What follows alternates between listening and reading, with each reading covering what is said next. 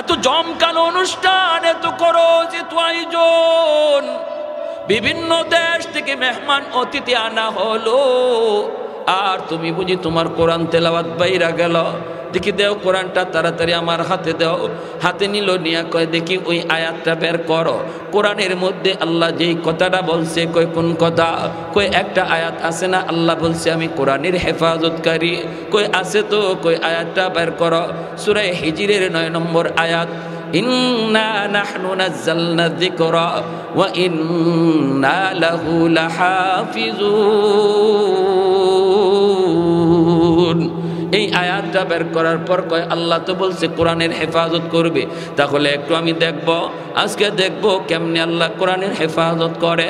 এই বইলার সেনা প্রধান টান দিয়া কোরআন হাতে নিয়া আল্লাহর কোরআনের পৃষ্ঠাগুলি ছিঁড়তে লাগলো। ছিঁড়তেছে ছিঁড়তেছে যুবক, আর ওই নর্তকীরা, যেই নর্তকীরা নাচ গান করে, ওদের পায়ের তলায় কোরআনের পাতাগুলি ফালাইয়া দিছে। একটু জোরে বলেন নাউজুবিল্লাহ। মুসলমান, কোরআনের প্রতি যার মহব্বত, ইসলামকে যে মনে প্রাণে মানে, সে কোনোদিন সেটা বরদাস্ত করতে পারে না। ডেনমার্কে আজকে কোরআনের পাতা আগুন দিয়া জ্বালায়, সুইডেনে আজকে কোরআনের পাতা আগুন দিয়া জ্বালায়। কোরআন প্রেমিক মানুষগুলার অন্তরে আগুন জ্বলতেছে, ঠিক কিনা জোরে বলেন? কোরআনের পাতায় আগুন জ্বলে না, কোরআন প্রেমিকদের কলিজার মধ্যে আগুন জ্বলতেছে। বেঈমানরা চাইতেছে আমাদেরকে উস্কানি দেওয়ার জন্য, বেঈমানরা চাইতেছে মুসলমানদের সাথে পায়ে পাড়া দিয়ে আসে ঝগড়া করার জন্য। কিন্তু ভাইরা মনে রাখবা, আমরা আমাদের জায়গা থেকে প্রতিবাদ করব, আল্লাহকে আমাদের পাশে, আল্লাহকে আমাদের পক্ষে নেওয়ার চেষ্টা করব। আল্লাহকে যদি আমরা রাজি করে পাশে নিতে পারি, তাহলে বেঈমানের হাতে যত অস্ত্র থাকুক না কেন, যত পাওয়ার তাদের কাছে থাকুক না কেন, বদরের ময়দানে যেমন খেজুরের ডালকে আল্লাহ পাক তলোয়ার বানায়া দিছিলেন, ওই আল্লাহ আজও আছে। এখনো আমাদের হাতের মাটির চাকা, এটম বোমা আল্লাহ বানাইতে পারে কি পারে না? এই ক্ষমতা আল্লাহর আসেনি না নাই? ভাইয়েরা আমার, যেই মাত্র কোরআনের পাতাগুলি ওদের নর্তকীদের পায়ের নিচে এসে ফালা দিতেছে, আর নর্তকীরা পায়ের তোলার মধ্যে কোরআনের পাতা নিয়ে পাড়াইতেছে আর নাচতেছে। অর্ধ উলঙ্গ নর্তকী ইউরোপ থেকে আনা, সাথে সাথে সাথে সাথে ওই কোরআনের হাফেজ আর্মিতে যে চাকরি করতো, সে আল্লাহু আকবার কইয়া এখান থেকে বের হইয়া যাইতেছে, আর কয় মালিক সব সহ্য করো, কখন জানি তোমার সহ্যের বাহিরে চলে যায়, কখন জানি এই জায়গায় গজব নাজিল হয়, আমি তাড়াতাড়ি এই জায়গা থেকে বের হয়ে যাই, আমি তাড়াতাড়ি এই সেনা ক্যাম্প থেকে সরে যাই। ওখান থেকে সে বের হয়ে মাত্র কিছু দূর গেল, ভাইরে আজও ইতিহাসের পাতায় স্মরণাক করে লেখা 1999 সাল 17 জানুয়ারিতে তুরস্কের এই সেনাঘাটি সেনাবেগ সেই হাফেজে কোরআন যখন কিছু দূর মাত্র গেল, হঠাৎ করে তাকায় দেখে আসমান কমলা রঙের মতো একটা রং ধরেছে। যখনই আসমানি গজব হয়, তখনই আসমানের কালারটা এইরকম হয়। কিছুক্ষণের ভিতরে এমন ভূমিকম্প শুরু হয়ে গেল, এমন এক ভূমিকম্প শুরু হলো, জমিনে কাঁপুনি শুরু হয়ে গেল। মানুষজন যারা ছিল মুহূর্তের ভিতরে এই সেনা ক্যাম্পটা একদম সাগরের তলায় দবায় গেল। এটা ছিল সাগরের পারে, পারের মধ্যে আর তাকে নাই, মাটির নিচে দেবে গেল। এই সেনা ক্যাম্পের এরিয়াটা পর্যন্ত সাগর হয়ে গেল। ওই জায়গাটার মধ্যে মাত্র কয়েকটা সেকেন্ডের ভিতরে কাজটা ঘটছে, কয়েক সেকেন্ডের ভিতরে সেই যেই জায়গাটা ছিল সেনা ক্যাম্প, ওই সেনা ক্যাম্পের এরিয়াটা সাগর হয়ে গেল। আর এখানে দাও দাও করে আগুন জ্বলতে লাগলো। জোরে কই আল্লাহু আকবার। দাও দাও করে আগুন জ্বলতে লাগলো, আগুন জ্বলতে লাগলো। সে আগুন নিভল, মানুষজনের চিৎকারের আওয়াজ শোনা গেল, বাঁচাও বাঁচাও করে চিৎকারের আওয়াজ শোনা গেল। ভাইয়েরা বন্ধুরা, এরপরে ডুবুরি নামানো হয়েছিল, ডুবুরি। এই ডুবুরা পানির নিচে তারা ডুব দিয়ে গিয়ে দেখছে পরিস্থিতি, যায় দেখে আল্লাহ পাক রব্বুল আলামিনের গজব। ওই মানুষগুলি যারা দর্শক হিসাবেও ছিল, ওদের প্রতিটা দেহকে আল্লাহ পাক রব্বুল আলামিন পাথর বানায়া বানায়া রাখছে, মূর্তির মতো পানির নিচে পাথরের মতো তারা হয়ে গেছে। আর 300 থেকে 350 নর্তকী জিনারত অবস্থায় তারা মরণের পর লাশের মধ্যে জিনারত অবস্থায় পাইছে। নাউজুবিল্লাহ। এজন্য আল্লাহ পাক রব্বুল আলামিনের ধৈর্য আছে, ধৈর্যের একটা লিমিট আছে, ঠিক কিনা জোরে কর? ধৈর্যের একটা লিমিট আছে রে যুবক। শুধু আমাদের উপর আল্লাহ যে নারাজ হয়েছে, এই নারাজিটা দূর করো, আল্লাহকে রাজি করো। কোরআন তেলাওয়াত বেশি বেশি করলে আল্লাহ রাজি হয়ে যায়, কোরআনকে কদর করলে আল্লাহ রাজি হয়ে যায়। প্রতিদিন ফজরের পরে যদি কোরআন তেলাওয়াত করো, ওয়া ইযা তুলিয়াত আলাইহিম আয়াতুহু যাদাতুহুম ঈমানা, যখনই কোরআন তেলাওয়াত বেশি বেশি ঘরের মধ্যে হবে, ঈমান আল্লাহ বাড়ায় দিবে, ঈমানের পাওয়ার আল্লাহ বাড়ায় দিবে। বাড়াইবে শুধু মুসলমানের না, কোরআন তিলাওয়াতের আওয়াজ হই না অনেক বেঈমানের হৃদয়ও গলে যায়। মিশরের প্রেসিডেন্ট জামাল আবু নাসের রাশিয়ার একটা অনুষ্ঠানে তার অতিথি করা হলো। মিশরের আন্তর্জাতিক কারি আব্দুল বাসিত তখন জীবিত। ওই কারি আব্দুল বাসিতকে সঙ্গে নিয়ে জামাল আবু নাসের রাশিয়া গেল মন্ত্রী পরিষদ লইয়া। ওই অনুষ্ঠানে সে গে হাজির হওয়ার পরে রাশিয়ার প্রেসিডেন্ট কয়, সবার পরিচয় তো তুমি দিলা, কিন্তু এই হুজুর কেডা? বাদশাহ কয়, ইনি হলো আমার আন্তর্জাতিক কারি, আমার জাতীয় কারি।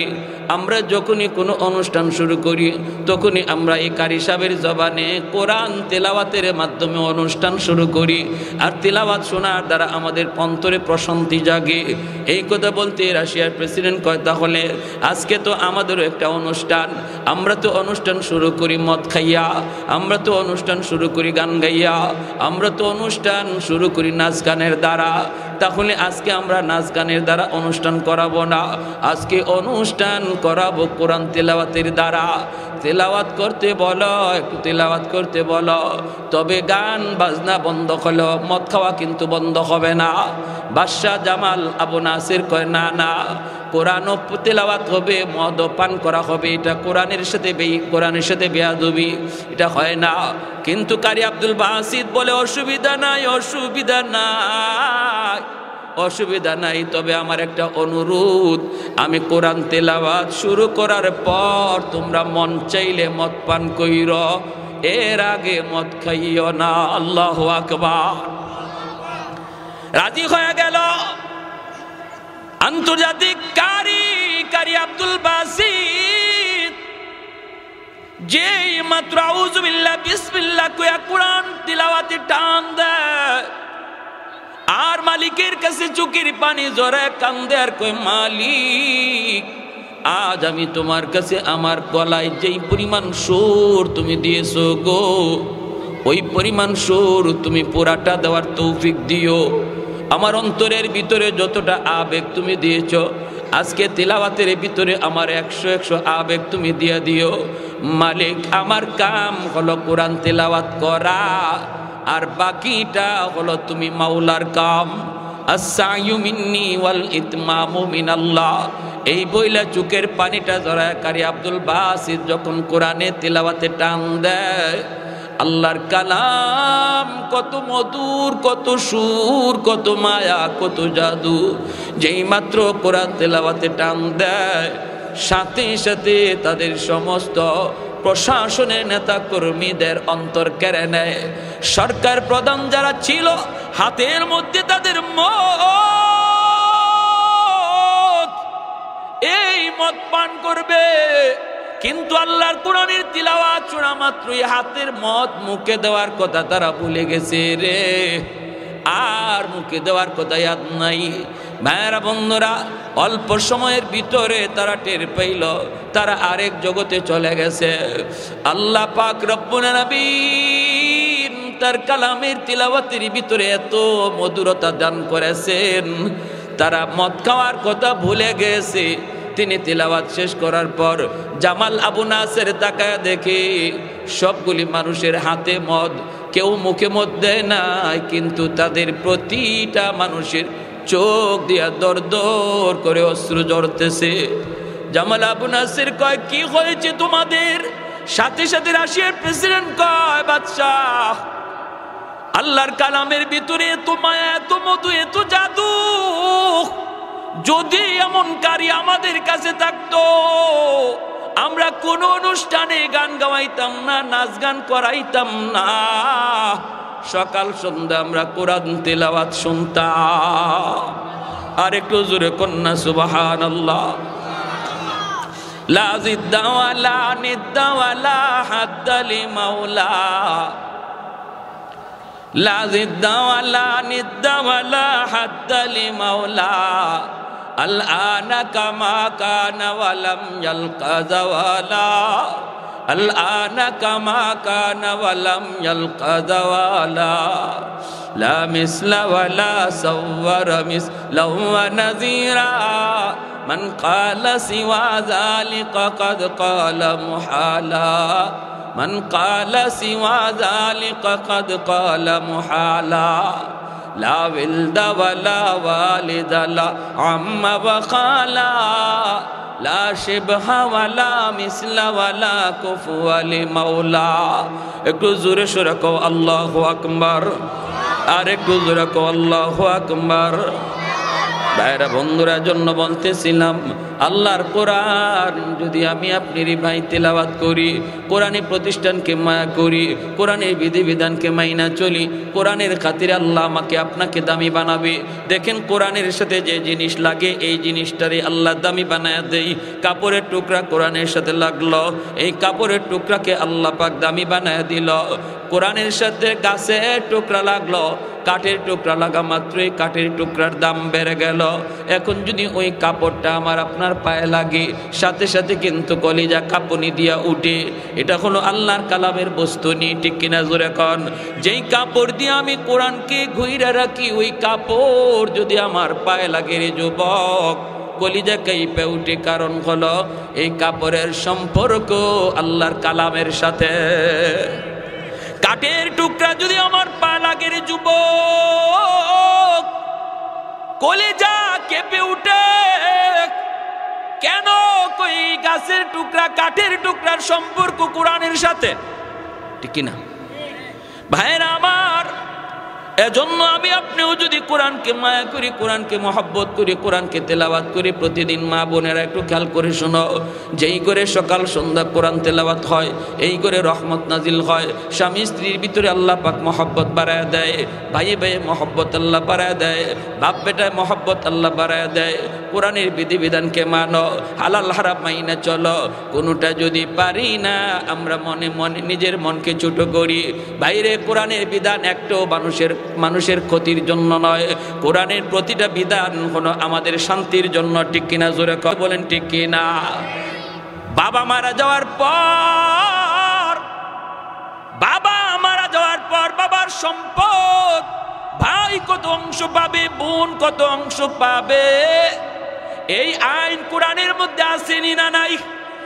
আর একটু জোরে কো, আসেনি না নাই? এটা আল্লাহ পাক মানুষের ক্ষতির জন্য দেন নাই। কোরআনের প্রতিটা বিধান হলো আমার আপনার মঙ্গলের জন্য, আমার আপনার শান্তির জন্য রে ভাই।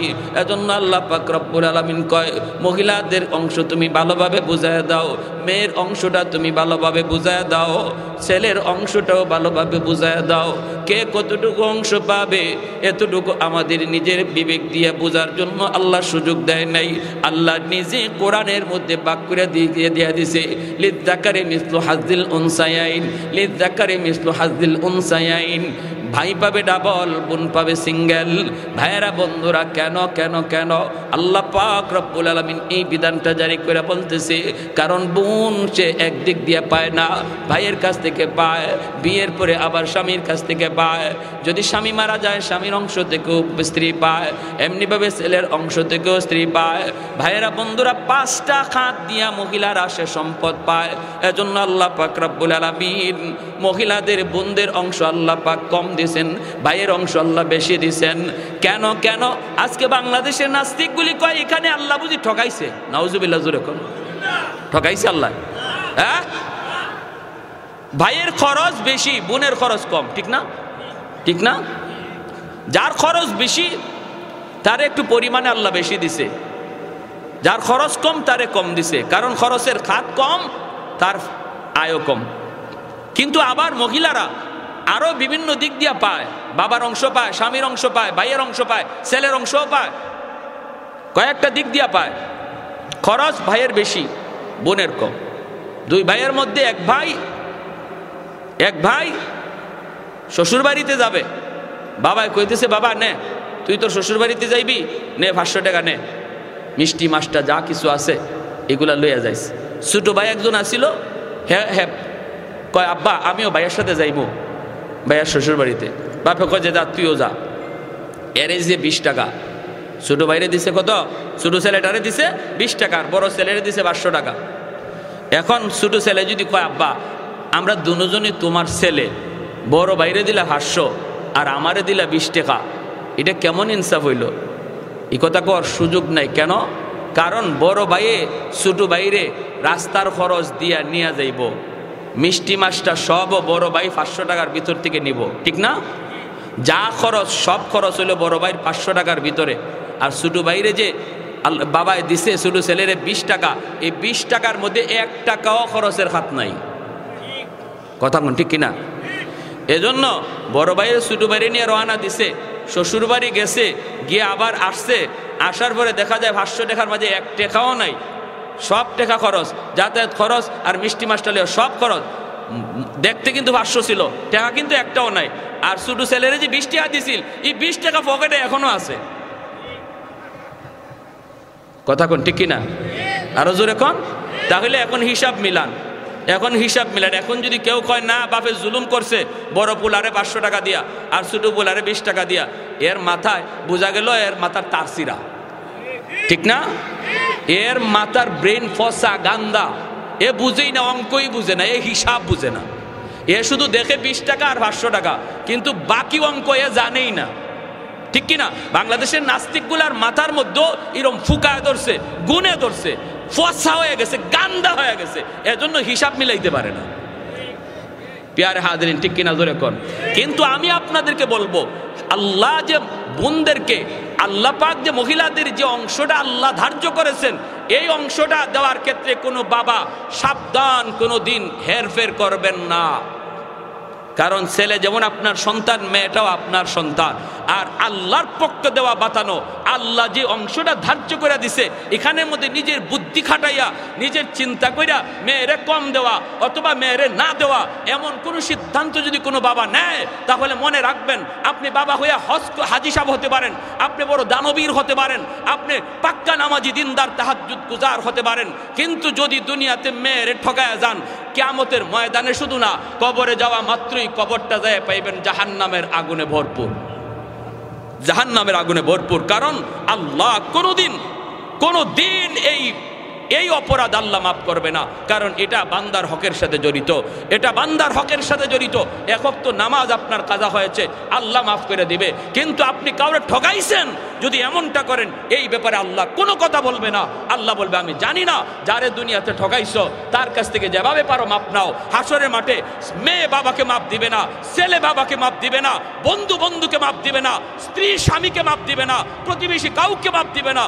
দুনিয়ার জগতে মাপ চাওয়ার জায়গা, হাসরের মাঠে মাপ চাওয়ার জায়গাও না, মাপ দেওয়ার জায়গাও না, ঠিক কিনা জোরে কোন। হাসরের মাঠে শুধু একটা কথাই হবে, ইয়া নফসি ইয়া নফসি। ছেলে কইব আল্লাহ বাপ চিনি না, আমারে বাঁচাও। বাবাই কইব আল্লাহ পুলা চিনি না, আমারে বাঁচাও। সবাই শুধু এক চিন্তায় থাকবে। এজন্য আমার ভাইয়েরা, ছেলের প্রতি বেশি মায়া দেখাইয়া যেই বাবা এমন কাম করছেন, আল্লাহর দোহাই কবরে যাওয়ার আগে আগে মেয়েদেরকে ডাকেন, ডাকিয়া মেয়েদের অংশ তাড়াতাড়ি বুঝাইয়া দেন, তাড়াতাড়ি বুঝান। কারণ আপনার কবরের আগুন নিবাইতে আপনার ছেলে বিন্দু পরিমাণ সহযোগিতা পারবে না, বিন্দু পরিমাণ উপকার আপনার করতে পারবে না, পারা সম্ভব না। ঠিক কিনা জোরে কোন? এজন্য আমার ভাইরা, কোরআন আসুন আমরা আল্লাহর কালামকে মানি, আল্লাহর কালামের বিধিবিধান মতো চলি এবং আল্লাহর কালামকে ইজ্জত করি, সম্মান করি, ঘরে ঘরে কোরআন তেলাওয়াতের আমল চালু করি। যদি আমরা মুসলমানরা ঘরে ঘরে কোরআন তেলাওয়াত শুরু করি তাহলে আল্লাহ খুশি হয়ে যাবে। আর আল্লাহ যদি খুশি হয় তখন আমাদের পক্ষ হইয়া ওই ডেনমার্কের প্রতিবাদ, ডেনমার্কের উচিত জবাব আল্লাহ দিবে। যদি আমরা আল্লাহরে খুশি করতে পারি, আমরা যদি আল্লাহরে খুশি করতে পারি, তাহলে ওই বেঈমানগুলি যারা আগুনে পুড়াইতেছে কোরআনের পাতা, জবাব দেবে আল্লাহ। আল্লাহ জবাব দেওয়ার ক্ষমতা আসেনি না নাই?